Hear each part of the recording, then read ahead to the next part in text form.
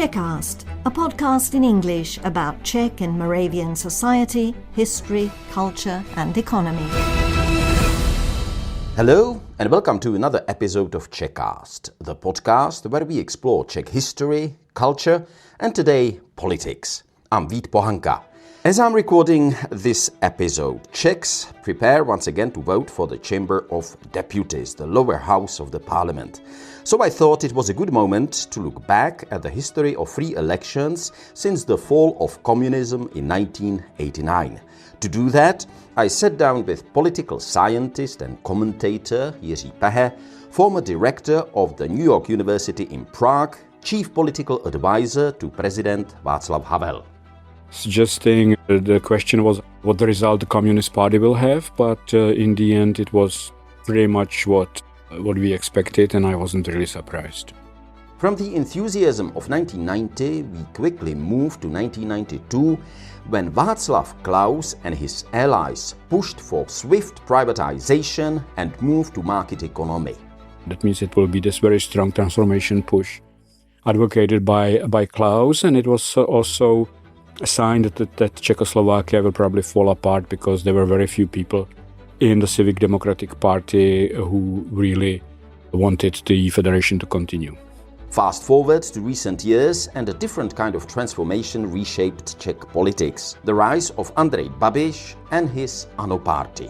In the end, Babiš was able to achieve exactly what many warned against, and that was getting a lot of social democratic and communist voters, because he played sort of a very shrewd, pragmatic card, transforming his originally supposedly liberal movement ANO into something that was sort of quasi-social democratic, leftist, populist movement. Finally, I asked Mr. Pehe what makes Czech politics special in the Central European context. His answer pointed to the importance of the presidency. He sees this as a tradition that goes back to the Austro-Hungarian Empire, when in many ways the figure of the emperor was transformed into the first president of independent Czechoslovakia, Tomáš Garrigue Masaryk. And according to Jiří Pehe, it did not end there. This was sort of transported to the post-89 times, when the presidents played roles that were bigger than constitutionally they should have. And that's what we'll be exploring in this episode of Czechast. 35 years of Czech elections, their turning points, surprises, and the lessons they hold for the present.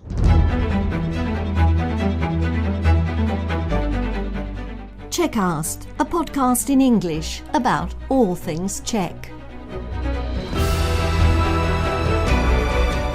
Whether you're an English-speaking expat living in Czechia and Slovakia, or a descendant of the Czechs, Moravians and Slovaks who left for a better life in America, Australia, Britain or Canada so long ago that you don't speak the language of the old country, this podcast in English is for you.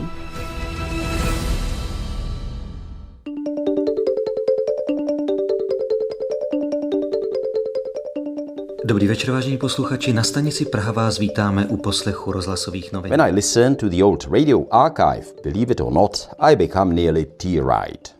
Dnes začaly svobodné demokratické volby do obou sněmoven Federálního shromáždění a do České a Slovenské národní rady. Because I remember that when I set out to cast my vote on that beautiful early June day in 1990, I had a very particular feeling. How to put it? In Czech we would call it povznesený pocit. I was kind of elevated, felt something like enlightened. I was in my early 20s, and less than a year earlier, I wouldn't have dared to dream that such a thing was possible, that I would become a free citizen of a country which had thrown off the yoke of communism, and that I would take part in the very first free elections since 1946. Voter turnout was extremely high, at over 96%, reflecting the enthusiasm of the Velvet Revolution. The clear winner of the Czechlands was Civic Forum, with about 53% of the vote, while in Slovakia, Public Against Violence led the results. The Communist Party dropped to roughly 13%. Jiří Pehe spent the 1980s as a Czech emigre, first in the US and then what was West Germany. Were you already in Czechoslovakia in 1990 to observe the 1990 elections? No, I wasn't. I was still at Munich at the Radio Free Europe, but of course we followed the elections very closely because that was our job, so to speak. So I have written. I was there. I followed what was going on, but no, I wasn't physically. I wasn't here. So, was that result something that you expected, or was that perhaps a surprise?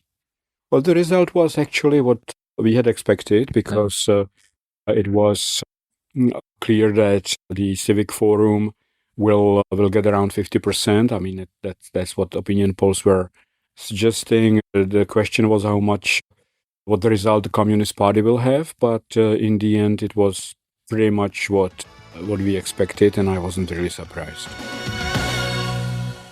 A během živého vstupu z Paláce kultury jsme dostali nejčerstvější výsledky z agentury Infas. It was agreed early on that the next elections after 1990 would be held in 1992, allowing new political parties to emerge with clearer profiles than the very broad Civic Forum, which had been more of an umbrella for many different movements and ideologies. Koalice Občanská demokratická strana, Křesťansko-demokratická strana by měla ve sněmovně lidu federálního shromáždění podle odhadu provedeného německou firmou Infas 44 ze 150 mandátů. In the Czech part of the federation, Václav Klaus's Civic Democratic Party and its allies secured a majority, advocating rapid privatization and a full transformation to a market economy. In Slovakia, Vladimír Mečiar's movement for a democratic Slovakia prevailed with a strongly nationalist and protectionist program emphasizing state control of industry and Slovak emancipation. A clash of visions that ultimately led to the breakup of Czechoslovakia. If we look at the elections of 1992, obviously the result on the federal level was that it became clear that the country would split. But did it also kind of indicate where the Czech politics would go in the 1990s? Well, I think that the elections in 1992 were in a way more interesting than in 1990, because in 1990 it was a broad anti-communist coalition against the communists, and the electoral results were what we had expected. But in 1992, the question was whether Václav Klaus and his allies will actually be able to form a majority government. We know that there was a very tight contest between the Civic Democratic Party and the Civic Democratic or the Civic Forum, whatever was left of it. It was called Civic Movement then, Občanské hnutí. And in the end, the fact that the Civic Movement didn't get into the House, and I think it was just like it was like 4.5 or something like that they had, in a way determined what the Czech politics will be all about. It means it will be this very strong transformation push advocated by Klaus, and it was also a sign that Czechoslovakia will probably fall apart because there were very few people in the Civic Democratic Party who really wanted the federation to continue. Vážené dámy, vážení pánové, mám tu čest oznámit následující. The 1996 elections were the first held after the breakup of Czechoslovakia, marking a new chapter for the independent Czech Republic. Občanská demokratická strana 68. Václav Klaus's Civic Democratic Party won nearly 30% of the vote and 68 out of 150 seats, falling short of a clear majority. The Social Democrats, led by the rising and outspoken Miloš Zeman, came in second, and from then on, Czech politics was shaped largely around the rivalry between these two strong personalities, Klaus versus Zeman. The elections in 1996, it was a minority government, or after the elections, that was formed by Klaus with the help of Václav Havel, who, because obviously the communists, the Social Democrats and the Republicans of Mr. Sládek had a slight majority, but in the end the government was allowed to continue because President Havel managed to negotiate with Zeman that he would tolerate this minority government. But it was, of course, an unstable government, and in the end, although the opposition was split and wasn't really able to do much, it was the opposition from within the ruling coalition. It It was the People's Party and the Civic Democratic Alliance that were against Klaus, and they sort of caused the government to collapse. Which happened in 1997, if I'm correct, but the next elections were in 1998, where again the result was that the Social Democrats, I think, got the most votes, but they were in minority again. So, if you were to describe to our listeners abroad, what followed? Well, that was a very interesting election simply because it was clear that Mr. Klaus was able to recover after the so-called Sarajevo assassination, as it was called, and he managed to come in second. He didn't win the election, but the Civic Democrats were in a strong position and they could sort of dictate to the victorious Social Democrats the terms under which they would be able to support their government. Of course, there was a possibility to form a majority government, and there had been some negotiations about it before the elections between the Social Democrats, the Christian Democrats, and the Union of Freedom, which was a splinter group that left the Civic Democrats. And they had a majority, but in the end, this newly formed party, the Union of Freedom, felt that it could not work with the Social Democrats. It still was a prisoner of very strong anti-left feelings, which I think at that point they sort of mixed their anti-communist feelings with feelings against anything leftist. So they refused to go to the coalition with the Social Democrats, and as a result, Mr. Klaus and Mr. Zeman decided to form what was called the Opposition Treaty, and the Social Democrats were able to govern with the help of their biggest enemy until then, the Civic Democrats. And I remember those negotiations very clearly because I was at that point the head of the political cabinet of Václav Klaus, and I participated in many of those negotiations. Was it tense?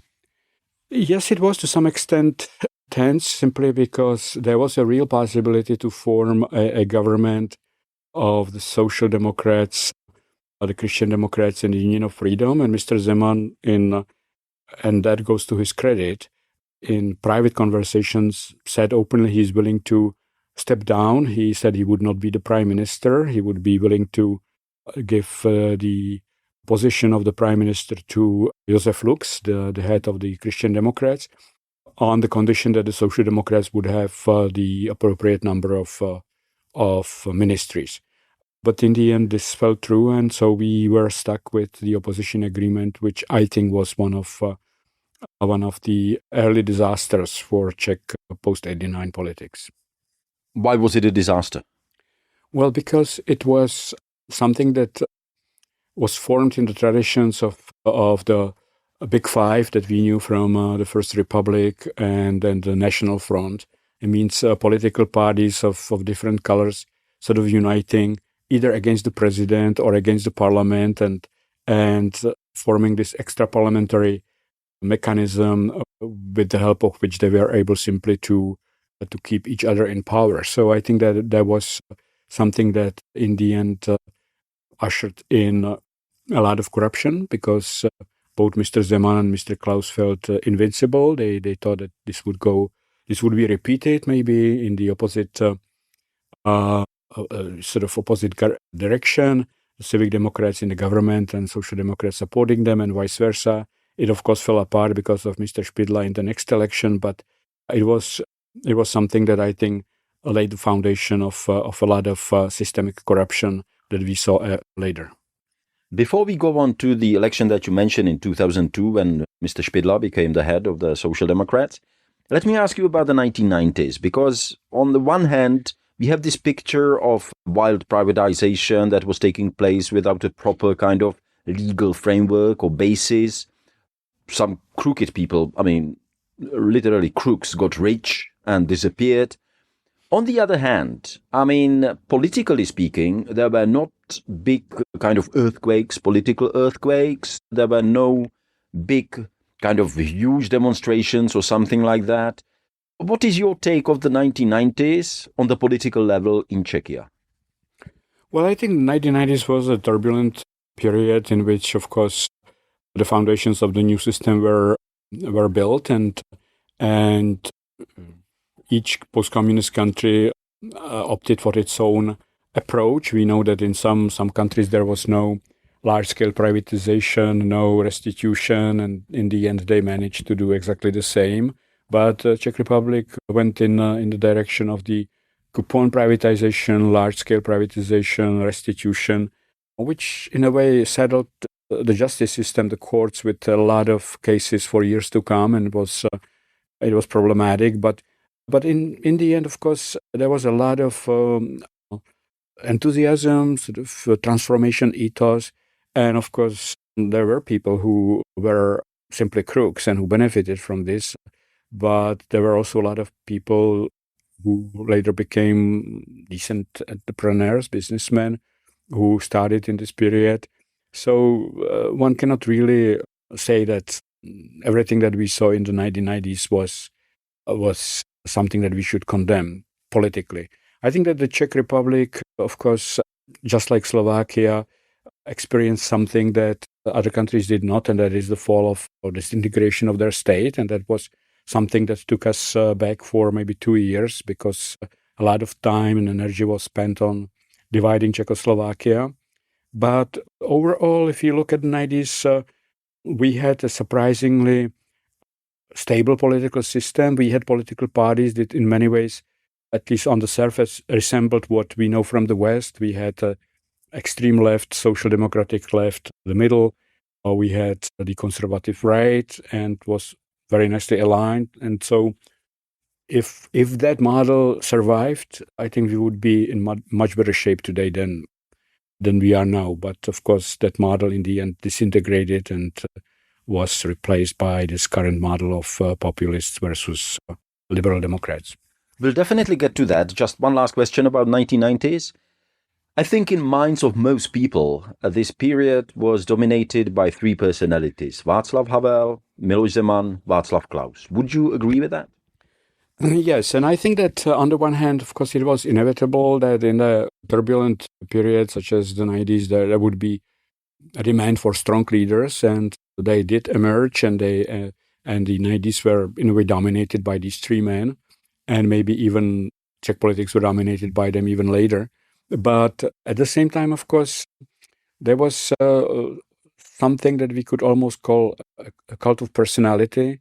There were people who blindly believed in Havel. There were people who blindly followed Václav Klaus, and people who followed Miloš Zeman. And especially those two, because they were also in party politics, they built a cult of personality. And so their parties were not, in a way, created on sort of unhealthy foundations.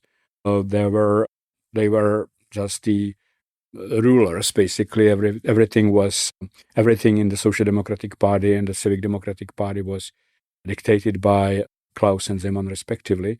And that is, of course, something that later somehow influence the development in these parties in a very negative way. Povolební vyjednávání o budoucí podobě vlády odpoledne odstartovaly rozhovory prezidenta Václava Havla s šéfy ČSSD, ODS a koalice. So now on to the elections 2002. As we mentioned, the Social Democrats, who were kind of the dominant party at that time, were led by Vladimír Špidla. But what's stuck in my mind personally was how much of the vote got the communists. They got nearly 20% then. Why do you think that happened?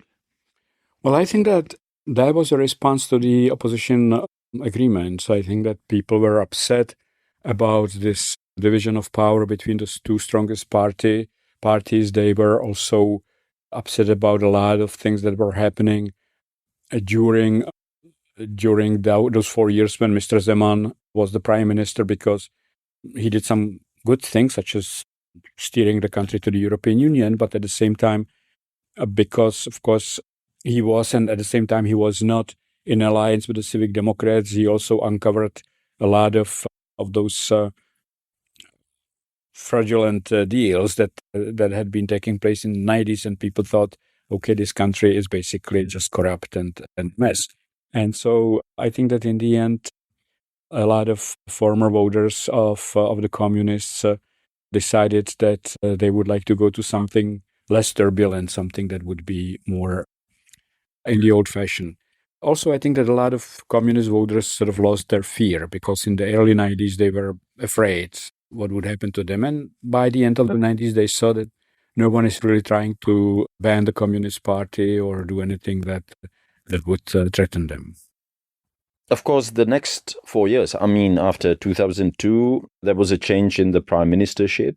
Vladimír Špidla was kind of overthrown, I would say, within his own party and went to Brussels.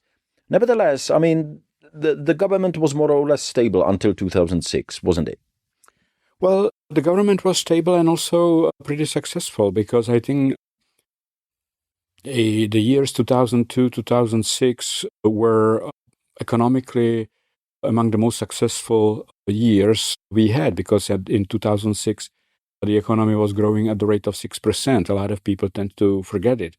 Of course, it was partly boosted by the fact that we joined the European Union, and that there were a lot of positive expectations tied to membership in the European Union, and also because all of those transformation problems were behind us and the economy could finally start working on its own. So it was, from the economic point of view, it was a very successful period, but of course, it also brought to the fore the fact that the Social Democratic Party is really not a real social democratic party, that it is more sort of a national socialist party, and people who in the end removed Špidla were people who sided with Mr. Zeman, but also people who didn't really believe in the Western type of social democratic politics. So Špidla was replaced by a very pragmatic Stanislav Gross, who basically had no ideology, but he was just power seeker. And then Mr. Paroubek was the same. And that, in fact, although in 2006 that government ended with good results, people could see that the Social Democratic Party is really not something that differs too much from the other side of the political spectrum. Which brings us to the elections of 2006, 2010 elections, where the results were kind of mixed again, and it was extremely difficult to form the government, wasn't it? Exactly. So in 2006, of course, we know that the government could have been formed with the help of the Social Democrats. Mr. Paroubek could have formed the government with the help of the Communists. In the end, they didn't have enough seats. It was basically a tie, which in the end was broken in favor of the Civic Democrats and their government. But we also know that it was a very turbulent period politically, simply because the country was deadlocked politically and it was difficult to find constructive majorities for anything. And I think that was the beginning of a long period in which we had weak governments. And by the way, of course, the Polanec first government was really formed with a little regard for the situation in the parliament. It didn't have a majority. Mr. Klaus allowed that government to stay in power for almost 6 months, in a way playing with the constitution, one could say. Then the government was formed as a coalition government, but only after some people defected from one camp to another.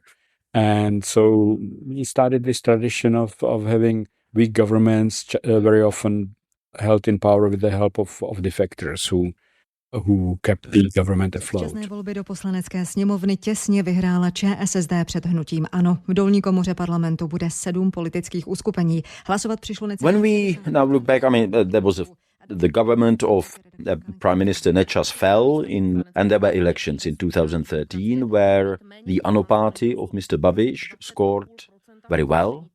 Do you see that as a kind of change which brought in this kind of populist, stream or populist movement in Czech politics?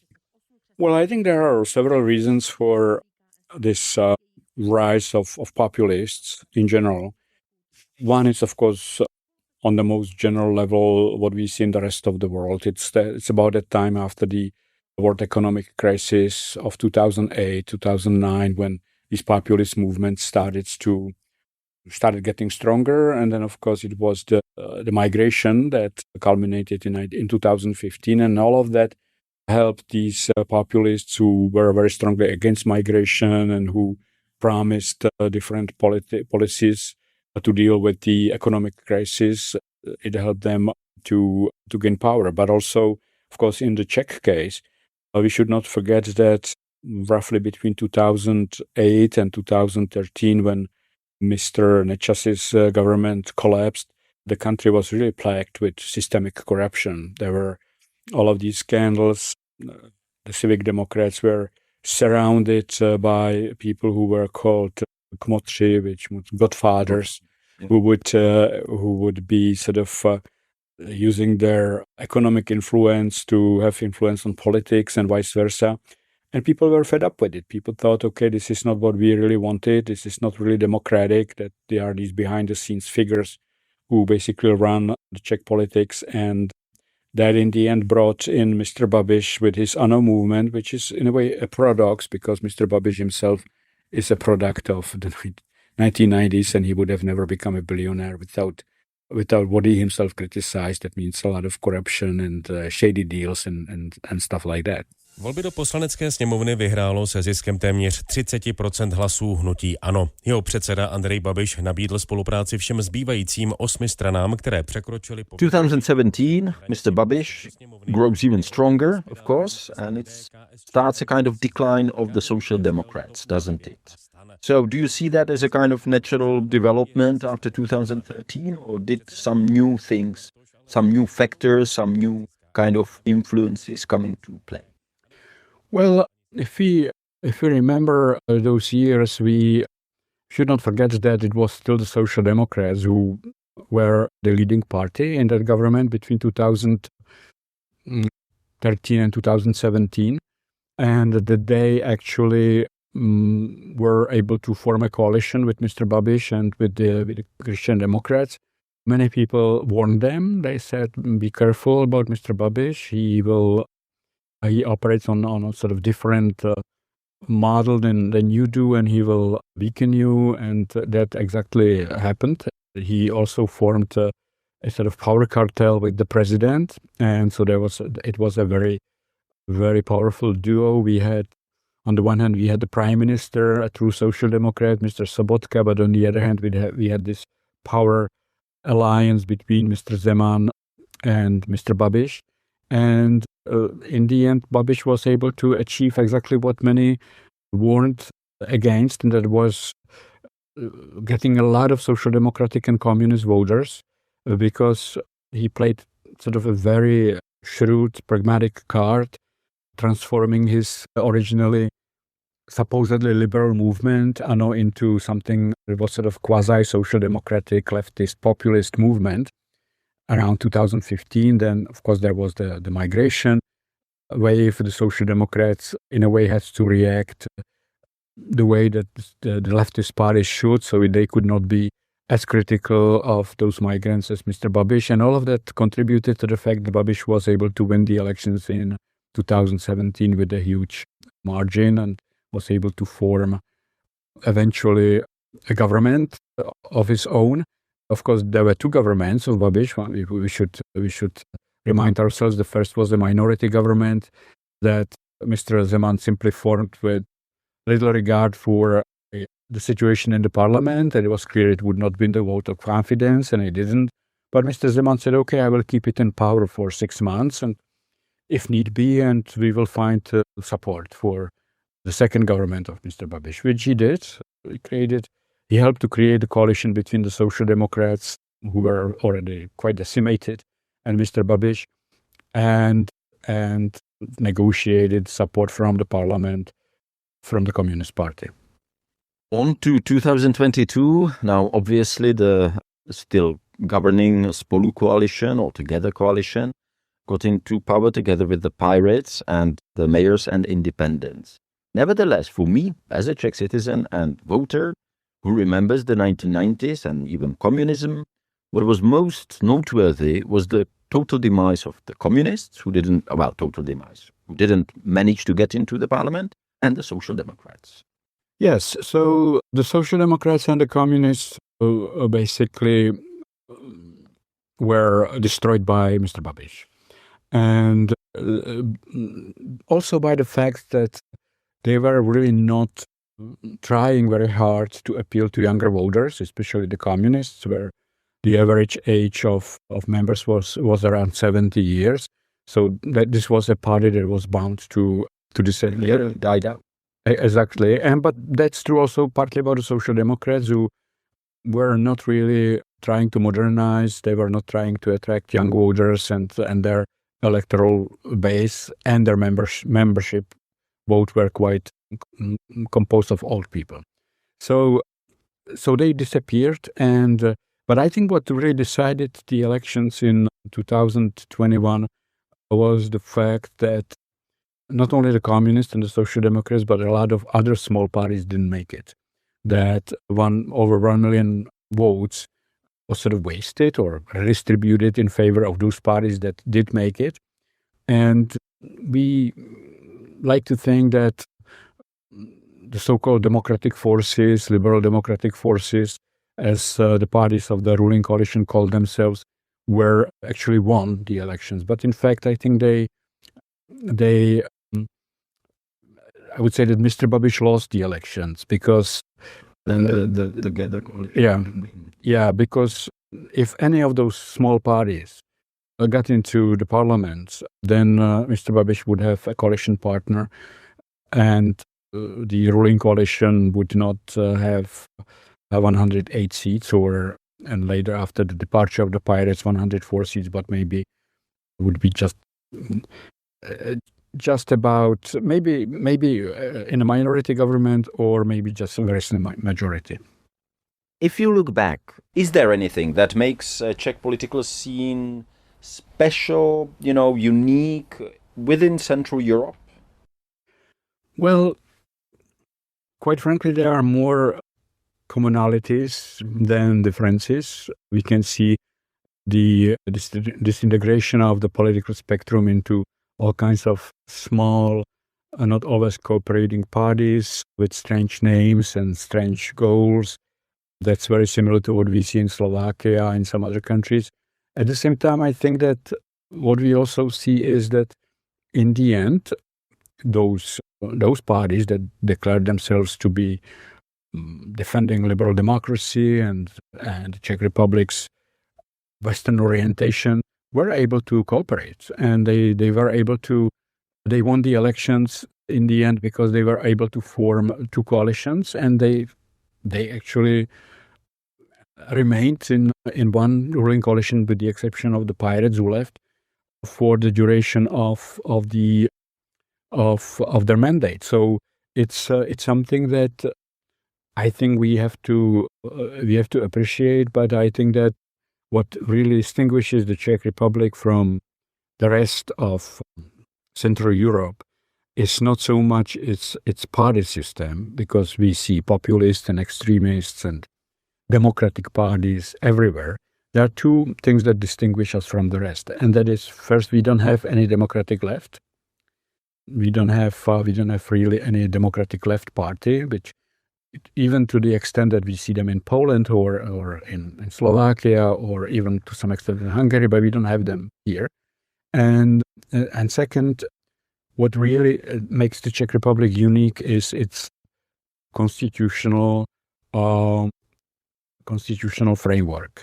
We were very lucky when Czechoslovakia was falling apart in 1992 that a group of very enlightened legal philosophers and constitutional experts wrote a constitution that seems to work very well for us, because we have a parliament consisting of two chambers, where the second chamber is elected with different electoral system than the lower chamber, and that makes us very stable, because it's very difficult for any ruling party to actually change the constitution or the electoral laws and so on. One thing that really distinguishes the Czech Republic from the rest of Central Europe is that we have not had, since 1989, we have not had one-party rule. Slovakia, Hungary, or even Poland for periods of time had basically one-party rule. And to the extent that some of these parties had a constitutional majority, and because there was no constitutional check in the form of a second chamber or a strong constitutional court, they were able to change the constitution. And in case of Hungary, we see what has happened, and to some extent in Slovakia as well. So that is something that gives certain hope that even if populists in this country win again, we will be able to defend the democratic institutions better than maybe Slovakia or Hungary. Perhaps final question, slightly personal. I was speaking to a friend who's British and with very keen interest about Czechoslovakia, because she actually taught here in those times and then later came to Czech Republic. And so she's, asking me about all these figures. She hears about Mr. Babiš and Mr. Okamura, for example. And she says, so are you trying to tell me that you've got a prime minister who's Slovak in Czechia? And you have, what is he called? Tomio Okamura, and he's fighting against immigration? Yes. I mean, isn't that quite interesting? Well, that's almost slightly perverse, right? That we have these nationalists who are actually, to some extent, either imports from other countries or they are of mixed origin and they become so nationalistic. Maybe they are trying to prove something to themselves. I don't know what drives them, but at the same time, you have to give it to the Czechs that they are not really making a big deal out of this, right? It would be enough to have just a prime minister who is Slovak, but we have a leader of another opposition party who is half Japanese. So it tells you that the Czechs maybe are not as prejudiced against foreigners as sometimes we think of themselves. I can't imagine, for example, in Poland, that there would be someone who was not actually born Polish to become a prime minister.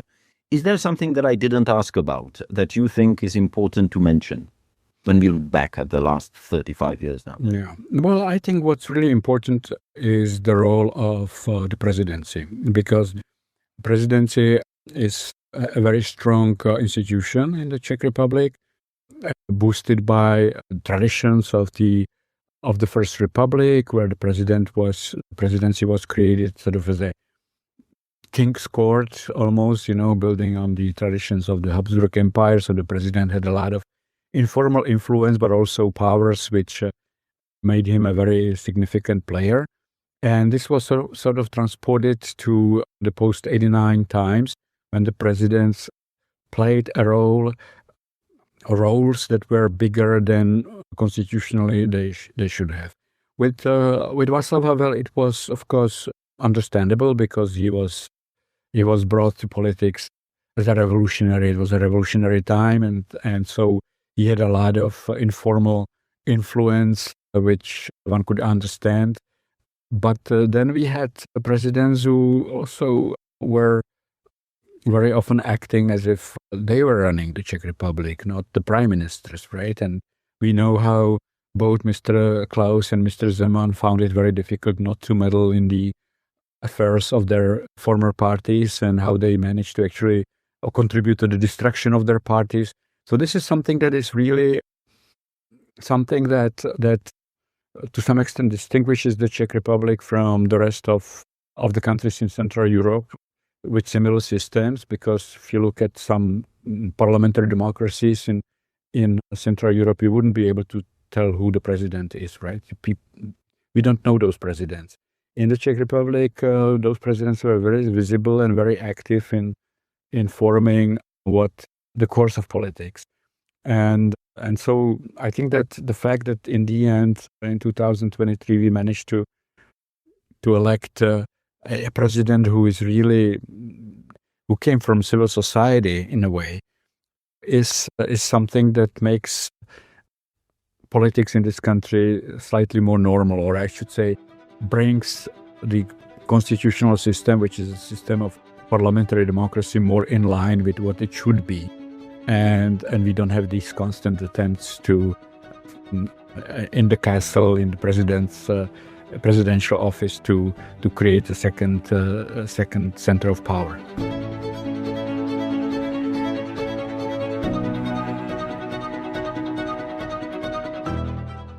So that was Jiří Pehe, political scientist, commentator and former head of the political cabinet of President Václav Havel. Thank you for listening to Czechast. If you enjoyed this episode or found it interesting, please consider following it or liking the podcast on your favorite platform. It really helps us reach more listeners and bring you more stories like this one. And if you have any comments or reactions, please write to me. I'm genuinely grateful for every email or message I receive. It helps me keep going with this podcast alongside my many other assignments at Radio Prague International. I'm Vít Pohanka, stay curious, stay safe, and I look forward to speaking to you again soon. Naslyšenou.